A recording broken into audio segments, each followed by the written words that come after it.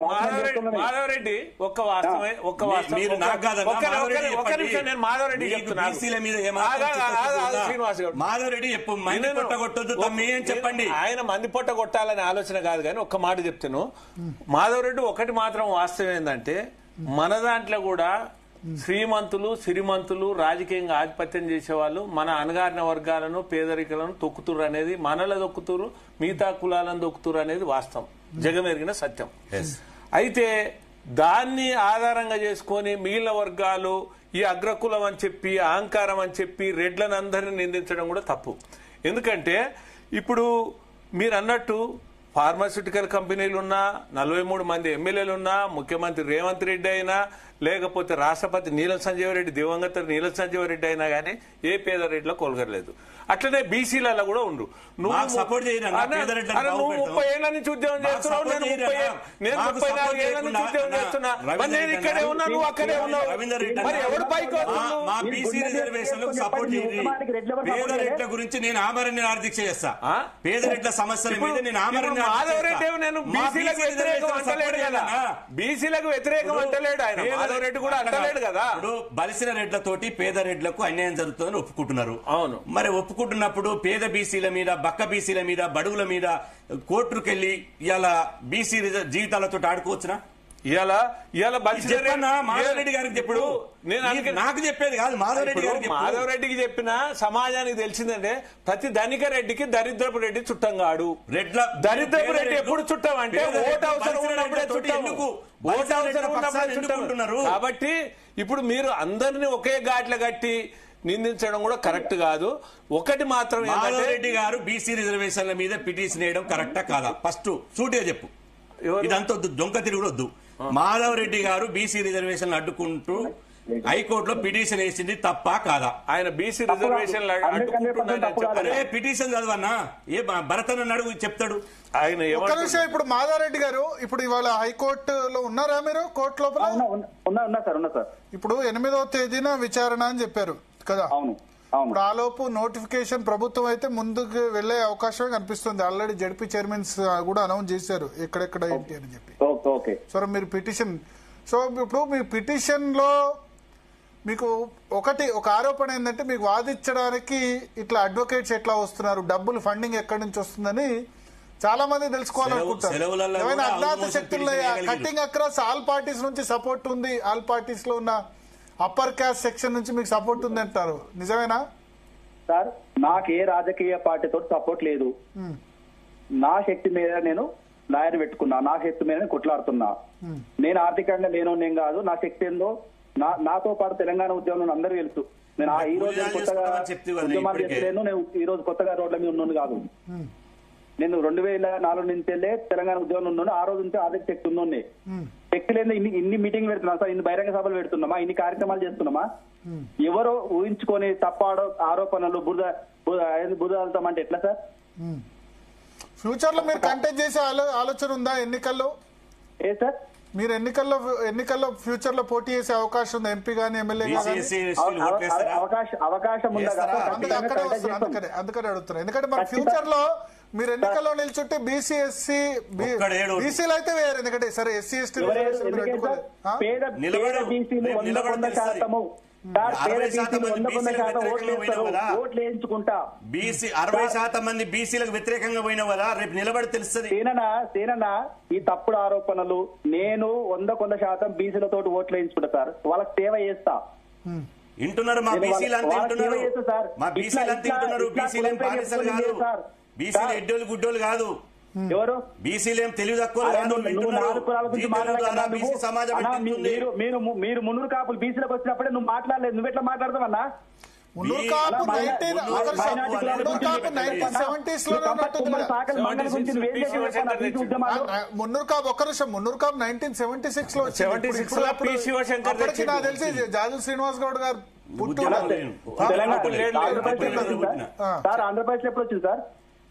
ఆంధ్రప్రదేశ్ ఎప్పుడు వచ్చింది sir OC నుంచి బీసీకి? ఏది మున్నూరు కాపు? శివశంకర్ 50 ఏళ్ల క్రితం వచ్చింది. శివశంకర్ మహారాష్ట్రలో ఎస్టీలు ఉన్నారు, మున్నూరు కాపులు చాలా రాష్ట్రాల్లో ఎస్సీలు ఉన్నారు, కర్ణాటకలో మేము బీసీ మరి కమ్మలు రెడ్లు మా కర్ణాటకలో బీసీ. మాధవ్ రెడ్డి చెప్పేది ఏంటంటే కాపులైనా మున్నూరు కాపులైనా రెడ్లైనా వీళ్ళంతా కూడా ఒకే తరగతికి వస్తారు. కానీ మున్నూరు కాపులకు సామాజిక వెనుకబాటు లేదు కదా. ఇప్పుడు అది కమిషన్ నిర్ణయిస్తుంది అన్న, నిర్ణయిస్తుంది. మనం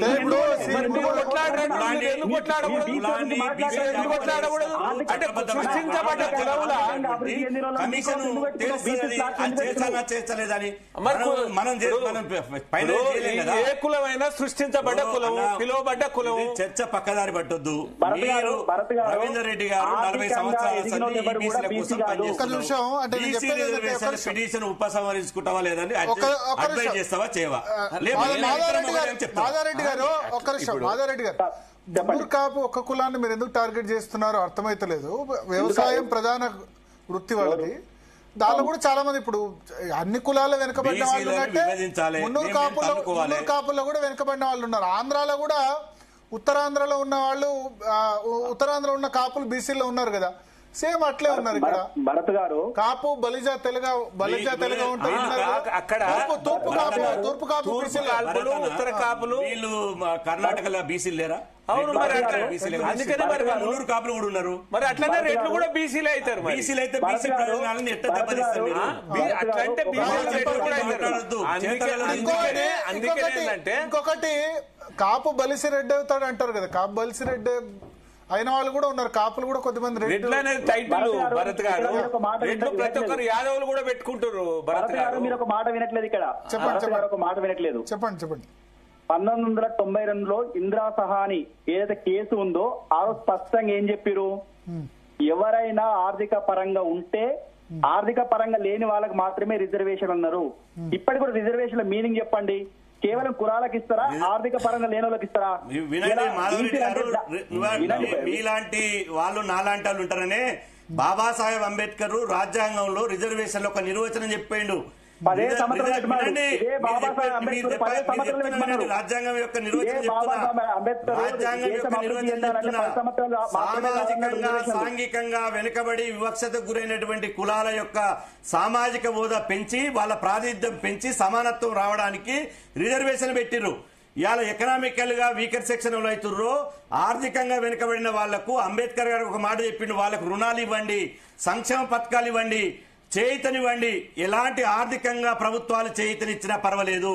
ఎవరైతే కుల వివక్షత ఎదుర్కొంటున్నారో, ఎవరైతే సామాజిక వివక్షత ఎదుర్కొంటున్నారో, ఎవరైతే వాళ్ళ కులం ప్రకారం వాళ్ళ జనాభా దామాష ప్రకారం విద్యా ఉద్యోగ రాజకీయ రంగాల్లో ప్రాతినిధ్యం పొందలేకపోతున్నారో, వాళ్లకు సమాజంలో సామాజిక గౌరవం దక్కలేకపోతుందో వాళ్ళకు రిజర్వేషన్లు కావాలన్న కానీ పేదవాళ్ళకు కావాలని రిజర్వేషన్ కావాలని ఇప్పుడు రేపు ఎల్లుండి రాబోతుంది. ఒక నిమిషం. రేపు ఎల్లుండి నోటిఫికేషన్ బహుశా మండే వచ్చేస్తుంది. 8వ తేదీ మళ్ళీ కోర్టు హీరింగ్ ఉంది. ఇప్పుడు చాలా మంది బీసీలు రిక్వెస్ట్ చేస్తున్నారు, విత్డ్రా చేసుకోండి మీరు పిటిషన్. మీరు విత్డ్రా చేసుకుంటే మాకు 42% రిజర్వేషన్స్ వస్తాయి అంటున్నారు. విత్డ్రా చేసుకుంటారా? అవకాశం ఉందా లేదా ఫైట్ కంటిన్యూ చేస్తారా? భరత్ గారు, భారత రాజ్యాంగం ప్రకారం 50% రిజర్వేషన్ దాటొద్దని మీకు నాకు 10వ క్లాస్ చదివిన అందరూ కూడా తెలుసు. అగ్రవర్ణాలకు ఈడబ్ల్యూఎస్ రిజర్వేషన్ ఇచ్చినాక 50% పోయి 60% అయిందన్న. ఇచ్చినప్పుడేమో 50% సీలింగ్ కనపడదు. అగ్రకులాలకు రిజర్వేషన్ ఇచ్చినప్పుడు 50% సీలింగ్ కనపడదు. బీసీలకు ఇచ్చినప్పుడే కనపడతాది. అది రిజర్వేషన్లు 10%. ఏవైతే 50% రిజర్వేషన్ ఉందో 10% ఈడబ్ల్యూఎస్ రిజర్వేషన్ సంబంధం లేదు. అది రిజర్వేషన్ కావా? అవి విద్యారంగంలో రిజర్వేషన్ పెట్టలేదా? ఉద్యోగ రంగంలో రిజర్వేషన్ పెట్టలేదా? సపరేట్ గా రిజర్వ్ చేస్తున్నారా సీట్లు? ఈడబ్ల్యూఎస్ అన్నిటిలో అప్లికేబుల్ కాదు. ఓన్లీ ఈడబ్ల్యూఎస్ అనేది రాజకీయ రంగంలో లేదు. రాజకీయ రంగంలో మీరు ఎట్లా ఉన్నారు? మీ జనాభా కంటే అధికంగా ఉన్నారు కాబట్టి ఈడబ్ల్యూఎస్ లో రిజర్వేషన్ అవసరం లేదు. విద్యా ఉద్యోగాల్లో ఉన్నది కదా. ఇక్కడ ఈడబ్ల్యూఎస్ అనేది అన్నిటిలో అప్లికేబుల్ కాదు.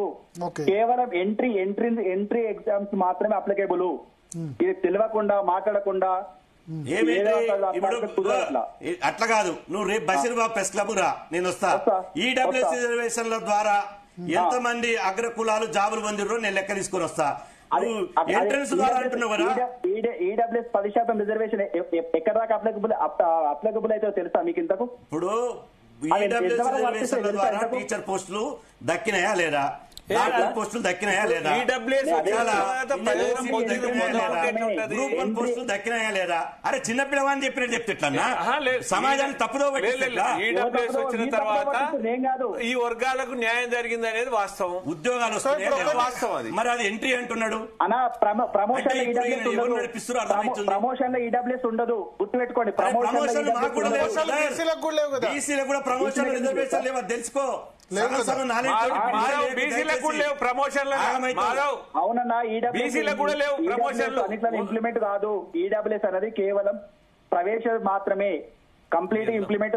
మిగతా రిజర్వేషన్ లెక్కల ఈడబ్ల్యూఎస్ కాదు. మీరు చెప్పిపోండి, ఆయనకు చెప్పిపోండి పిటిషన్ ఉపసంహరించుకొని. ఆయన అంబేద్కర్ రాజ్యాంగం ప్రకారం బీసీల మీద ఏమాత్రం చిత్తశుద్ధి ఉన్నా, మీకు బీసీల సహకారం కావాలన్నా, బీసీలు రెడ్లు సోదర భావంతో మెలగాలన్నా, గ్రామాలలో మంచిగా ఉండాలన్నా, మీరు దయచేసి బీసీల నోటి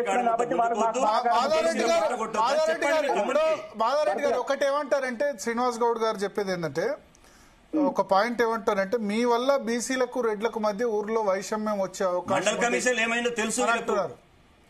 అన్న భరత్ గారు, ప్రతి ఎన్నికల ముందు రాజకీయ పార్టీలు గతంలో కూడా కేసీఆర్ ముఖ్యమంత్రి ఉన్నప్పుడు కూడా